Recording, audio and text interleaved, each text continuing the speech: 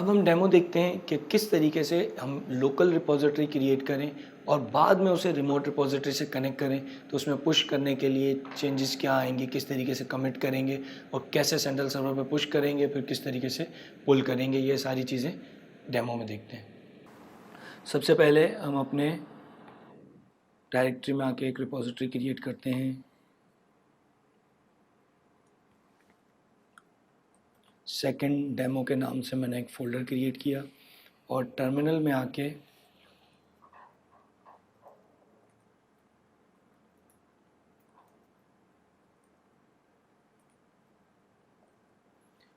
इस फोल्डर में आ गए। इस वक्त ये नॉर्मल फोल्डर है, इससे पहले हमें गिट का फोल्डर बनाना पड़ेगा ताकि हम इसको गिट में ट्रैक कर सकें।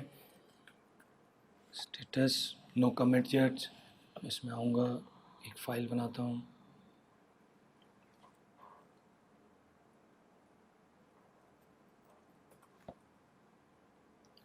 इस चेंजेस को कमिट करेंगे।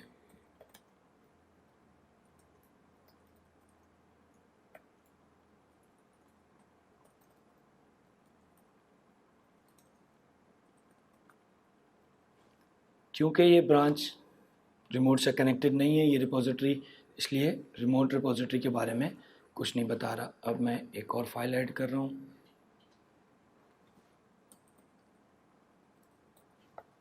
साथ साथ first.txt में कुछ चेंज कर रहा हूँ।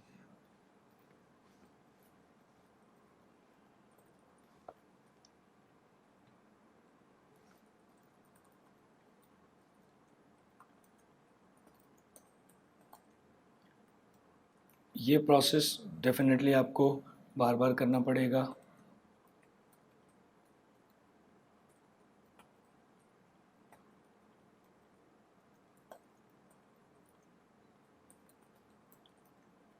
कमिट कर दिया, स्टेटस चेक किया, गेट लॉग्स, ये आपको लॉग दिखा रहा है। अब ये रिपॉजिटरी आपकी लोकली है। अब आपको ख्याल आया कि आपको इसे गिटहब पर ऐड करना है, तो अब मैं गिटहब पर जाऊंगा और एक नई रिपॉजिटरी क्रिएट करूंगा। ये प्लस का ऑप्शन है, न्यू रिपॉजिटरी, और इसे मैंने नाम दिया सेकंड डेमो। आप कोई और भी नाम दे सकते हैं, मैं सिर्फ इसको, मैं इसे सेकंड प्रोजेक्ट दे देता हूँ।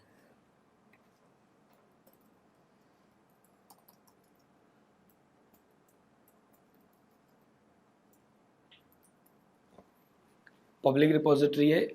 यहाँ पर जब हमने फर्स्ट टाइम गिटहब पर रिपॉजिटरी बनाई थी, उसमें हमने रीडमी पर चेक लगाया था। इस वक्त हम चेक नहीं लगाएंगे। क्यों? क्योंकि अगर हमने इसमें चेक लगाया तो इस रिपॉजिटरी में भी कमिट्स मौजूद होंगे, आपके पास भी कमिट्स मौजूद होंगे, तो वो कॉन्फ्लिक्ट कर जाएंगे। वो एक अलग स्टेप है, उसे हम इस वक्त नहीं देख रहे। तो हम क्या करेंगे, हम इनिशलाइज रिपॉजिटरी पे चेक नहीं लगाएंगे, हम इनिशलाइज रिपॉजिटरी पे चेक नहीं लगाएंगे और क्रिएट रिपॉजिटरी करेंगे। जब हम रिपॉजिटरी में कुछ इनिशलाइज नहीं होता तो आपका इंटरफेस कुछ ऐसा नज़र आता है।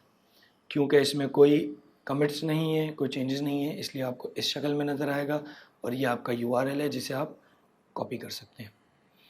अब गिटहब पर रिपॉजिटरी बन गई है, लोकल रिपॉजिटरी आपके पास मौजूद है। अब आपने इन दोनों को कनेक्ट करना है। इन दोनों को कनेक्ट करने से पहले मैं आपको एक कमांड दिखाऊं, गेट रिमोट -v empty है। यहाँ पर वो रिपॉजिटरी आती है जिससे आपकी लोकल रिपॉजिटरी रिमोट रिपॉजिटरी से कनेक्टेड होती है, जिस URL पे। हमारा URL क्या है, github.com/zishanhanif/secondproject.git। अब हम करेंगे git remote add। आप अपनी रिपॉजिटरी को क्या नाम देना चाह रहे हैं? जनरली आप इसको नाम देंगे ओरिजिन इस वक्त, ताकि हम समझ सकें कि नाम कुछ भी दिया जा सकता है। मैं इसे नाम दे रहा हूँ हेलो, और फिर आप देंगे URL कि आप किस रिमोट रिपॉजिटरी से इसको कनेक्ट करना चाह रहे हैं। तो मैंने लिखा गिट रिमोट ऐड हेलो और रिपॉजिटरी की URL, इसको मैंने इंटर किया। Git status git remote -v, अब आप देखिए, आपके पास दो URL नज़र आ रहे हैं गिट रिमोट में। हेलो जिस पे बता रहा है कि फैच किस URL से होगा और पुश किस URL पर होगा, यानी कि जब भी आप कोई पुश या पुल करेंगे तो किन URL पर जाएगा, ये अब हमारी लोकल रिपोजिटरी रिमोट रिपोजिटरी से कनेक्ट हो गई है। गिट स्टेटस चेक किया, इस वक्त आपकी रिपोजिटरी इस अब अगेन अभी तक ये नहीं बता रहा कि आप ओरिजिन से आगे पीछे कहाँ पर है। अब आपको क्या करना पड़ेगा कि आपकी रिपोजिटरी पुश या पुल करते हुए किस से कनेक्ट होगी, वो कैसे चेक करें। Git remote show origin. अब मैं ओरिजिन लिख रहा हूँ, ओरिजिन मौजूद नहीं है, इसलिए कह रहा है देयर इज़ नो ओरिजिन, क्योंकि आपने अपनी रिपोजिटरी का नाम रखा है हेलो, जो रिमोट रिपोजिटरी जिससे आप कनेक्टेड है। तो आप लिखेंगे गेट रिमोट शो हेलो। अब ये दिखा रहा है कि फैच और पुश की URL क्या है, लेकिन ये आपकी रिपोजिटरी कनेक्ट तो हो गई है, पुश अभी उसने कोई किया नहीं है रिमोट पे, इसलिए कोई कनेक्शन नहीं बना हुआ। अब मैं फर्स्ट टाइम जाके इस पे लिखता हूँ, क्योंकि कनेक्ट करने के बाद भी आपकी रिपोजिटरी गिटहब पर वैसी नज़र आ रही है। मैं जाके कहूँगा गेट पुश, हमने पहले भी करके देखा था गेट पुश, मैंने लिखा गेट पुश, एरर कह रहा है कॉन्फ़िगरेशन आपके डेस्टिनेशन पुश के लिए डेस्टिनेशन स्पेसिफाइड नहीं है, आपको स्पेसिफाई करना पड़ेगा। तो हमने गिट रिमोट ऐड तो कर लिया है, अब हम करेंगे git push -u। Origin master हम नहीं लिख सकते क्योंकि हमने अपनी रिपोजिटरी का नाम हेलो दिया है, तो हम लिखेंगे हेलो मास्टर।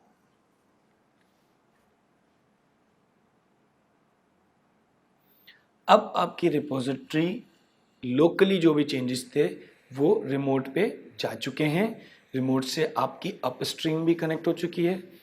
मैं सर्वर पे जाके रिफ़्रेश करूँगा गिटहब पर, तो अब ये मुझे दिखा रहा है कि 2 फाइल्स भी मौजूद हैं, उनके 2 कमेंट्स भी मौजूद हैं।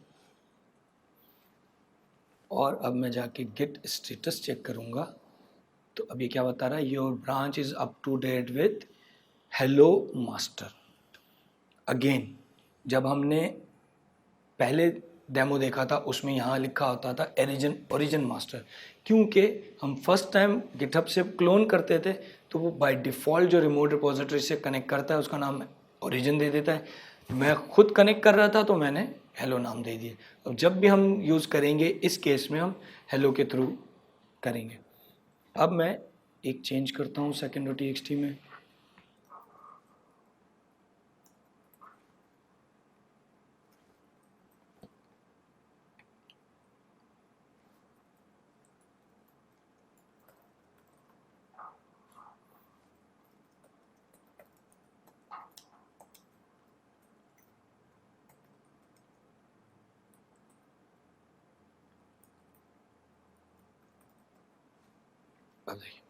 Your branch is ahead of hello/master by 1 commit, यानी कि आपका एक कमिट है जो आपके पास है और सर्वर पे नहीं है। ये देखिए, फिर अब सारा प्रोसेस एग्जैक्ट एक बार आपने कनेक्ट कर लिया तो सारा प्रोसेस वही है जो हमने पहले देखा था कि किस तरीके से हम इसको कनेक्ट करेंगे रिमोट रिपोजिटरी से, जब अगर आपके पास लोकल रिपोजिटरी हो। एक बार ये काम हो गया फिर सारे चेंजेस एग्जैक्टली वैसे ही होंगे।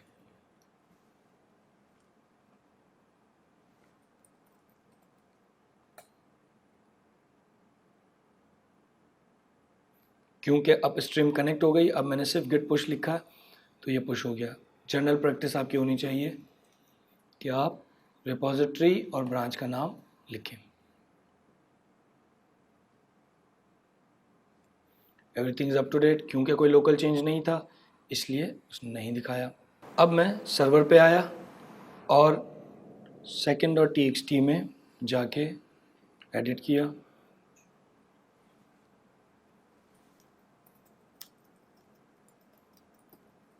चेंजेस किए और कमेंट किया।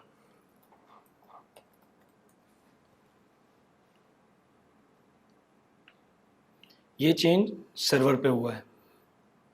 अब मैं टर्मिनल में आके लिखूँगा, जैसे कि हमने पहले देखा था, गिट पुल। इससे पहले हम एक और चीज़ देख लें, गिट रिमोट शो हेलो। ये आपकी,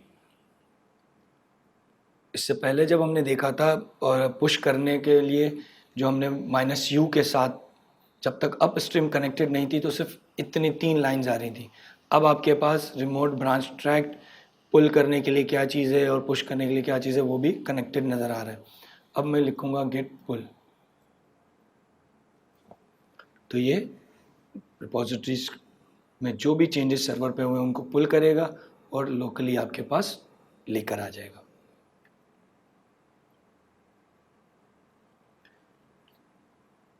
इस तरह हमने अपनी लोकल रिपॉजिटरी को भी रिमोट रिपॉजिटरी से कनेक्ट करके देख लिया।